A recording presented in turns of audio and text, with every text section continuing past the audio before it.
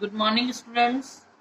आज हम कुछ पर्वत श्रृंखलाओं के बारे में पढ़ेंगे, यानी उन्हें याद करने का तरीका सीखेंगे। ये देखिए जरा, सतपुड़ा पर्वत श्रृंखला की सबसे ऊंची चोटी है। अब सतपुड़ा जो पर्वत श्रृंखला है हमारी, उसकी सबसे ऊंची चोटी कौन सी है? अब हम कैसे याद करेंगे? ठीक है, अब हो सकता है कि चार ऑप्शन दिए, हमें नहीं पता, तो हम थोड़ा सा एक कहानी से बना के इसको याद कर लेंगे। जैसे सतपुड़ा, सातों, अब सप्ताह में कितने दिन होते हैं? सात। तो सातों दिन हम बनाएंगे यहाँ पर सातों दिन धूप से। तो सत से बना दिया हमने 7 दिन और धूप सेक कर दिया मैंने। तो अब आप इस चारों में देखिए कि धूप वर्ड कहाँ आ रहा है, तो उसका सही आंसर हो गया धूपगढ़। सतपुड़ा की पहाड़ियों के बारे में थोड़ी सी जानकारी। सतपुड़ा की पहाड़ियां नर्मदा और ताप्ती नदी के मध्य में है। नर्मदा और ताप्ती नदी के मध्य में बनी हुई है ये सतपुड़ा की पहाड़ियां। और मध्य प्रदेश की अगर हमसे पूछी जाती है सबसे ऊंची चोटी कौन सी है, तो हम यही बोलते हैं कि धूपगढ़। इसके बाद आता है हमारा नीलगिरी की सबसे ऊंची चोटी। अब नीलगिरी की सबसे ऊंची चोटी कौन सी है? तो इसके लिए क्या, अब देखो, नील से बनाएंगे हम नील। ठीक है, गिरी से गिर रहा है, नील हो रहा है या गिर रहा है। आपका बेटा पढ़ाई में नील होता जा रहा है या आपके बेटे की पढ़ाई में का स्तर गिरता जा रहा है। तो अब देखो, इसमें चारों में से बेटा वर्ड कहाँ है? बेटा वर्ड आ रहा है यहाँ पर। तो यानी नीलगिरी की पर्वत की सबसे ऊंची चोटी डोडा बेटा। ठीक है, डोडा ने बेटा को पीटा क्योंकि उसके पढ़ाई में स्तर नीचा होता जा रहा था या गिरता जा रहा था। कुछ भी कहानी बनानी है आपको एक अपनी तरफ से।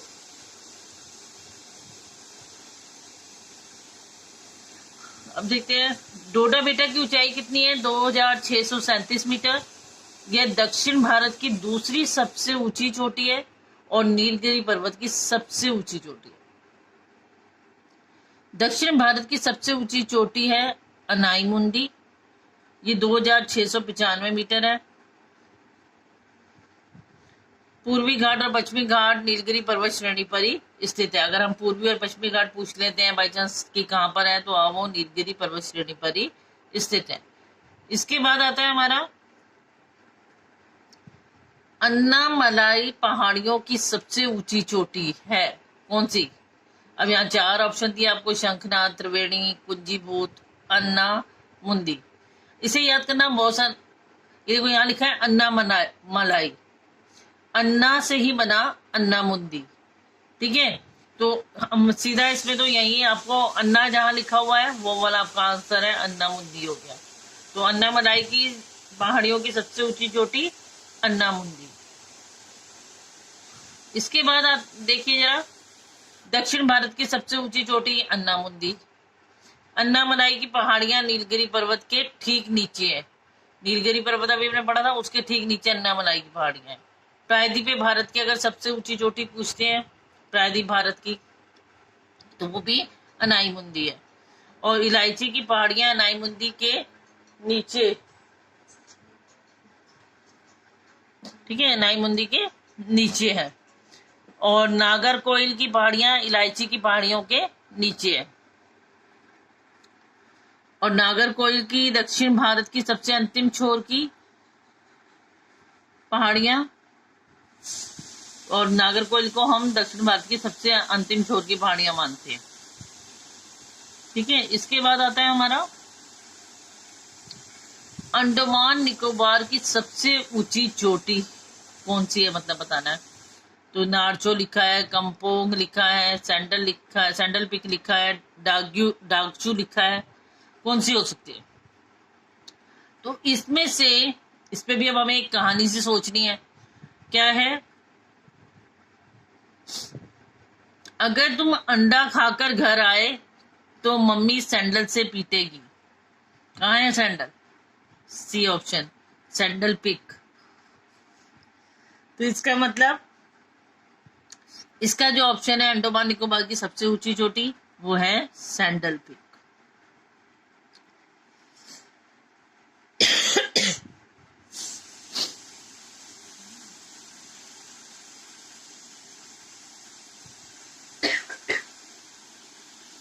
लक्षद्वीप की सबसे ऊंची चोटी,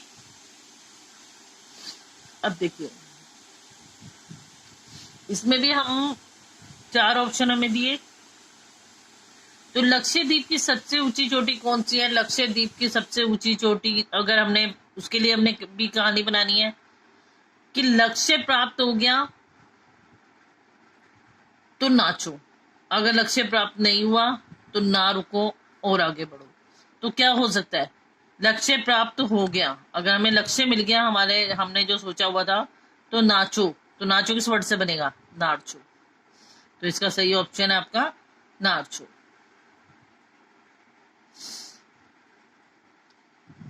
अब आता है हमारा पंजाब हिमालय की सबसे ऊंची चोटी कौन सी है?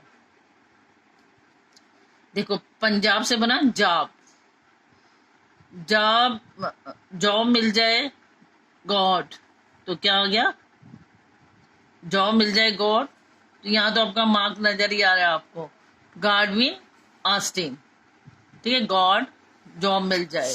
तो हमने इससे एक कहानी बना ली कि पंजाब से निकाल दिया जॉब और गॉड से प्रार्थना करते हैं कि जॉब मिल जाए। तो इसमें बन गया गॉडविन ऑस्टिन।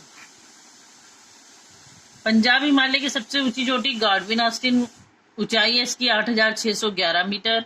यह भारत की पोक में इससे सबसे ऊंची चोटी है। पंजाब हिमालय सिंधु से सतलुज नदी के बीच में 560 किलोमीटर के क्षेत्र में फैला हुआ है। तो आज के लिए बेटा इतना ही। आप इसे अच्छी तरह देखेंगे और आप भी इस पे नई कहानी कोई बना सकते हैं तो बनाएंगे। ठीक है, तो थैंक्स।